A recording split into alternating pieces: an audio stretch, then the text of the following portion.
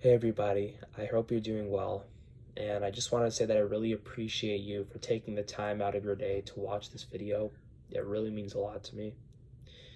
So today I'm going to be discussing why trying to fit in with the crowd and conform to the norms of society is one of the biggest mistakes that you could be making in your entire life. Now, I know initially when you hear me saying this, you're thinking to yourself, oh my God, I've heard about this same exact thing a million times, and why do I have to hear it for the million and one time? And my response to that is the reason you have to hear this for the million and first time is because this is an important topic that has been disregarded numerous times, despite the amount of times that people have tried to emphasize the importance of it.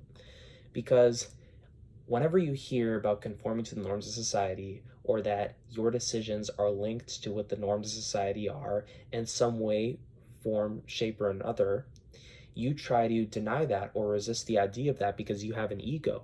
You don't like to think about the idea that the decisions you're making are inherently linked to the norms of society, or that you are afraid to make some decisions or act boldly because you're afraid of being judged or by creating new enemies. And let me give an example. So, firstly, I just wanted to clarify I'm not talking about laws or anything like that. You should obviously listen to the laws. You know, if there's a law or regulation, you have to listen to that. You have to conform to that. I'm not talking about those kinds of things. I'm talking about norms in the sense that you are able to bring a new idea or a new way of thinking to the table that hasn't been taken into account before or that hasn't been thought about. That's what I'm talking about.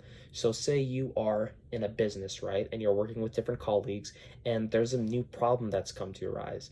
And you're trying to figure out what is the best way to approach that idea, or to what's the best solution, or the way to develop a way to counteract or deal with that problem. And everybody has a specific idea that's set in stone and set in mind. Maybe it was the boss's idea or everybody just agreed on something. But deep in your mind, you have this gut feeling that that is not going to work. And you have this gut feeling that there's this other crazy idea that you have that could potentially alter the whole business, like in a good way. But a part of you is holding you back, despite that feeling inside you that knows that it's right. There's also a part of you that is so afraid of expressing your ideas or your feelings or your judgments about this topic because you're so afraid of being judged by others around you. And I want you to know that you're not alone in this. Every single person has dealt with it or is dealing with it right now. It's nothing new, and it's something that's existed since the dawn of humanity. You know, our predecessors, when we were foragers and in tribes, the biggest mistake we could make is doing something that would get us separated from the pack. Because if we were alone, we were basically cooked. You know, we would be eaten by wild animals. We wouldn't have people around to help us. It would be a lot harder getting by. But now, even though we aren't in those times where we have to practically depend on everybody around us, like we kind of have to do, but not like how it was before. Even though we're not in that situation, our minds are wired to be like that. Our brains are wired to the point that we are so afraid of being separated from the pack or isolated. And that hinders our abilities to think creatively. You know, we have shaped and molded our minds and our ways of acting to conform to the norms of society. Literally, now the way some of you think is completely exactly like everybody else thinks. You aren't able to think outside of the box because there has been this side of you that's been repressing all of your creative ideas, that's been holding you back all these years. And now you're thinking like an automaton, a robot who simply listens to what people tell them to do. You think you're okay working under somebody or working under a corporation when in fact your whole life you have hated being told what to do.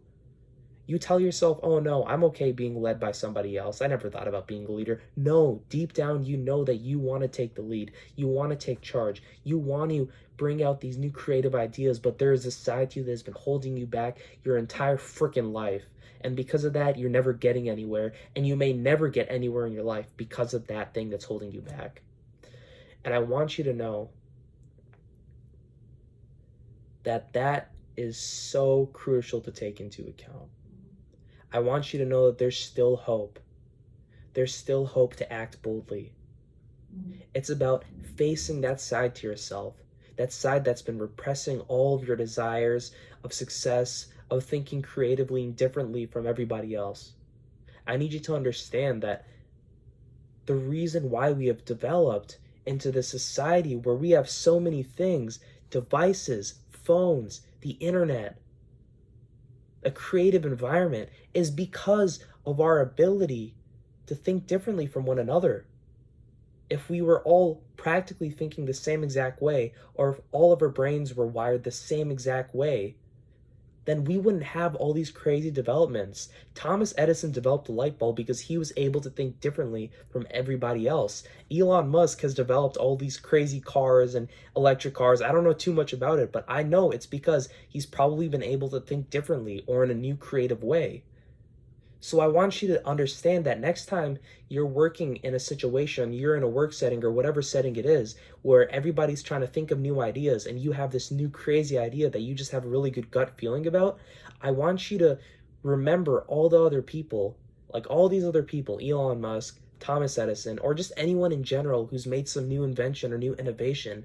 And I want you to understand that just like them, you have that gut feeling. You have a different way of thinking from the rest of the pack. And instead of repressing that, I want you to embrace it. Because if you can embrace it, then you can become one of the most freaking successful people in the world. And what people don't understand is the reason why they haven't gotten anywhere in their lives is because all they've been doing their entire lives is repressing all of their creative ideas and ways of thinking. They've been repressing that side to them that's been longing to become successful their entire lives. And if you can embrace that side to you, that creative side, and if you can tell that side that's been repressing all these desires for so long to just shut the fuck up respectfully, then you can become one of the most freaking successful people in the world.